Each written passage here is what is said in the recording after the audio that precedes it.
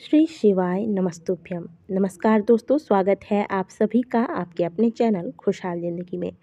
सबसे पहले तो वो पितृगण जिनके आशीर्वाद के बिना जीवन में कुछ भी संभव ही नहीं है, उन सभी पितरों के पक्ष की शुरुआत हो चुकी है। तो आप सभी को पितृपक्ष की बहुत सारी शुभकामनाएं। आप सभी के पितरों की कृपा सदैव आप पर और आपके पूरे परिवार पर बनी रहे। भाद्रपद मास के शुक्ल पक्ष की पूर्णिमा तिथि के साथ साथ श्राद्ध पक्ष यानी कि पितृ पक्ष का आरंभ हो जाएगा। पूरे 12 सालों के बाद बहुत ही अद्भुत संयोग में आया है। इस बार 16 दिन के होने वाले हैं श्राद्ध। तो आज हम बात कर रहे हैं कि पितृ पक्ष के दौरान आपको वो कौन सी छोटी छोटी चीजें हैं जिनका ध्यान रखना चाहिए, जो चीजें आपको नित्य कर्म में शामिल करना चाहिए, जिसके द्वारा आप पितरों को प्रसन्न कर सकते हैं, पितरों का आशीर्वाद प्राप्त कर सकते हैं। दोस्तों, पितृ पक्ष के बारे में कई ऐसे लोग हैं जिनको कोई जानकारी ही नहीं होती है।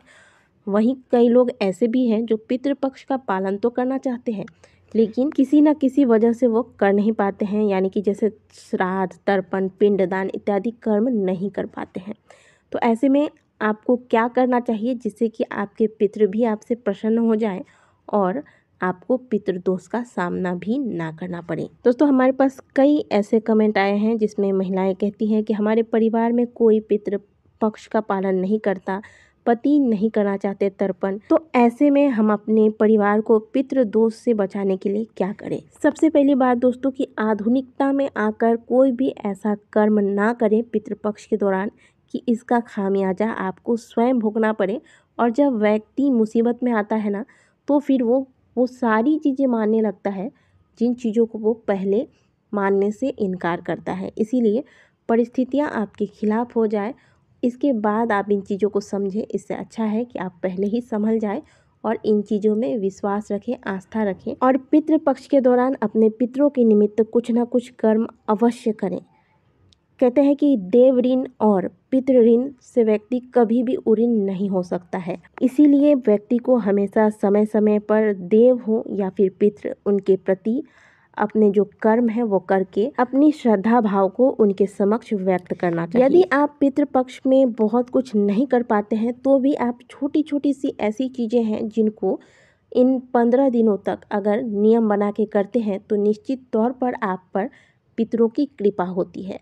तो चलिए जानते हैं कि आपको वो कौन सी चीज़ें नियम बनाकर पूरे 15 दिनों तक करनी चाहिए ताकि आपको पितरों की कृपा की प्राप्ति हो सके। सबसे पहले तो दोस्तों, पितृपक्ष के दौरान खाने पीने का विशेष ध्यान रखना चाहिए। ये हमने आपको पहले भी कई वीडियो में बताया है। तो पितृपक्ष के दौरान मांस, मछली, अंडा, मदिरा, प्याज, लहसुन इन चीज़ों का त्याग कर देना चाहिए। इस दौरान बिल्कुल शुद्ध भोजन लेना चाहिए। इसके पीछे वजह ये है कि इस दौरान पितृगण पितृलोक से मुक्त किए जाते हैं अपने परिजनों के पास आने के लिए, और सभी पितृ अपने अपने परिजनों के घर पे आकर उनके आसपास ही रहते हैं और अपने अपने परिजनों के घर से अपने अपने भाग को स्वीकार करते हैं। भाग को स्वीकार करने का मतलब कि इस दौरान आप जो भी भोजन तैयार करते हैं वह भोजन आपको पितरों के निमित्त निकालना चाहिए। इसके बाद ही इस भोजन को स्वयं ग्रहण करना चाहिए। और पितरों के निमित्त जो भोजन निकाला जाता है उसमें प्याज, लहसुन, मांस, मदिरा इत्यादि का इस्तेमाल नहीं करना चाहिए। इसके अलावा कुम्हड़े का इस्तेमाल भी नहीं करना चाहिए। इसीलिए इस दौरान हमारा भोजन सात्विक होना चाहिए ताकि जो हम भोजन तैयार करते हैं वह भोजन जब हम उनके निमित्त निकालेंगे तो वो सात्विक होगा और वो सात्विक भोजन पाकर वो संतुष्ट होंगे। इसके अलावा पितृपक्ष के दौरान अपने घर के दक्षिणी दीवार पर आप, यदि आपके माता पिता नहीं हैं तो उनकी या फिर अपने दादाजी की, कहने का मतलब कि आप अपने मृत परिजनों का यानी कि पितरों का फोटो, मुस्कुराता हुआ एक फ़ोटो फ्रेम करवा लें और इसे पितृपक्ष के दौरान घर के दक्षिणी दीवार पर लगाएं। इस पर सुंदर फूलों की माला पहनाएं और प्रतिदिन इस माला को संभव हो तो बदलें, नहीं तो जब ये पूरा सूख जाए तो इसे बदलकर नया माला लगाएं। प्रतिदिन प्रातःकाल जगने के बाद हमारे हिंदू धर्म में हम अपने अपने गुरुजनों को या फिर अपने इष्ट देवता को ध्यान करते हैं, उनके मंत्रों का जाप करते हैं।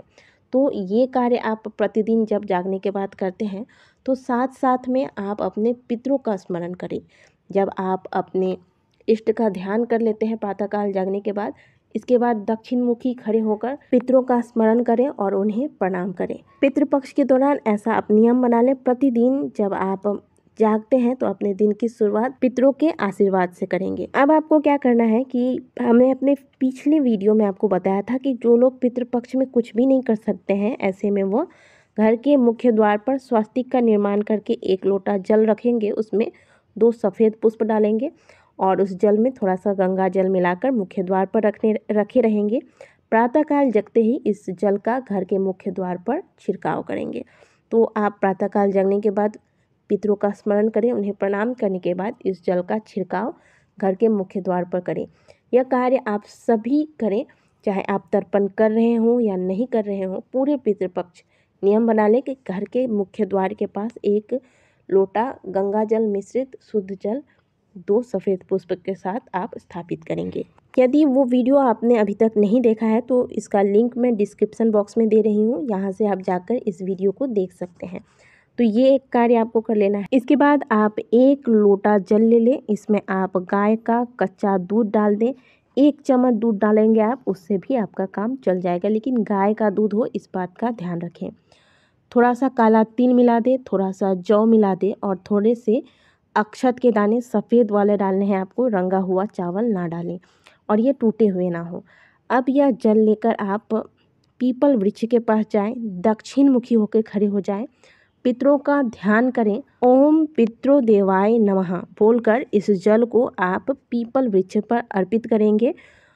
जल अर्पित करने के बाद 7 बार इस वृक्ष की परिक्रमा करें। पीपल वृक्ष में अगर आप दक्षिण मुखी होकर इस विधि से जल अर्पित करते हैं तो यह जल सीधा पितरों को प्राप्त होता है और पितृ तृप्त होते हैं। अब बहुत से लोगों का कहना है कि पीपल वृक्ष की पूजा रविवार को कैसे करें। वैसे तो पितृपक्ष के दौरान रविवार वाला नियम जो है वह पीपल वृक्ष पे लागू नहीं होता है, लेकिन फिर भी अगर आपके मन में कोई शंका है तो इस दिन आप सूर्य नारायण को जो जल चढ़ाते हैं तो इसी जल में आप थोड़ा सा गाय का कच्चा दूध मिला दे, काला तिल मिला दे, जौ मिला दे, यानी कि जो चीज़ें आपको पीपल वृक्ष में जल डालते वक्त डालनी थी वही सारी चीज़ें यहाँ पे मिलाकर आप सूर्य नारायण को अर्घ दें और फिर सूर्य नारायण को प्रणाम करें तथा उनसे अपने पितरों की आत्मा शांति के लिए प्रार्थना करें। इसके बाद दक्षिण मुखी होकर खड़े हो जाएं और फिर पितरों का ध्यान करके उन्हें प्रणाम करें तथा उनसे उनकी कृपा प्राप्ति के लिए प्रार्थना करें। इसके अलावा प्रतिदिन सुबह शाम घर में धूप दीप दिखाएं। घर के मुख्य द्वार पर दक्षिण मुखी होकर 1 घी का या फिर सरसों के तेल का दीपक लगाएं। अगर घर के मुख्य द्वार पर कोई दिक्कत आ रही है, आप नहीं लगा पा रहे हैं दीपक, तो ऐसे में आप पीपल वृक्ष के नीचे भी प्रतिदिन 1 दीपक पितरों के निमित्त दक्षिण मुखी होकर लगाएं। पितृपक्ष के दौरान गौ माता को प्रतिदिन घर की पहली रोटी दें।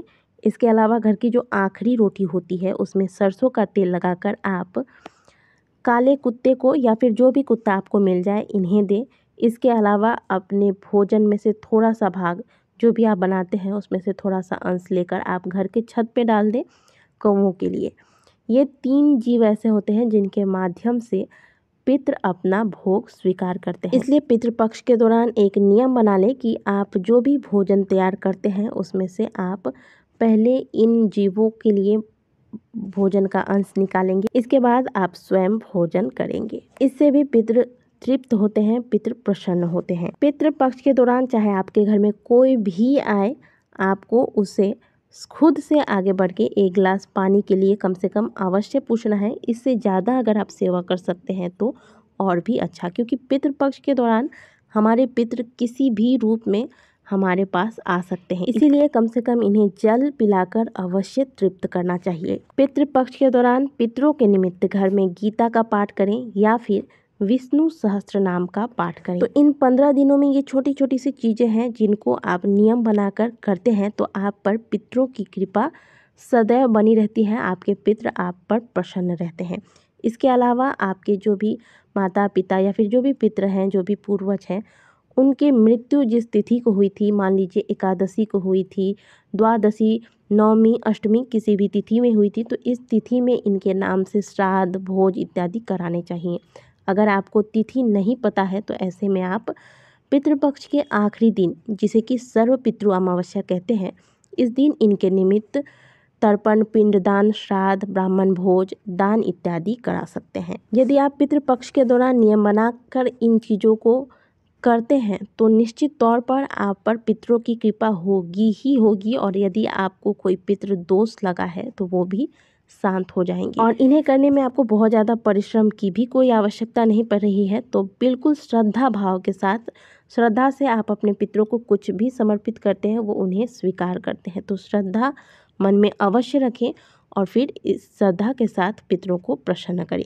वीडियो अच्छी लगी है तो वीडियो को लाइक करें, कमेंट बॉक्स में हर हर महादेव अवश्य लिखिए। मिलते हैं आपसे अगले वीडियो में, तब तक के लिए ओम नमः शिवाय, हर हर महादेव।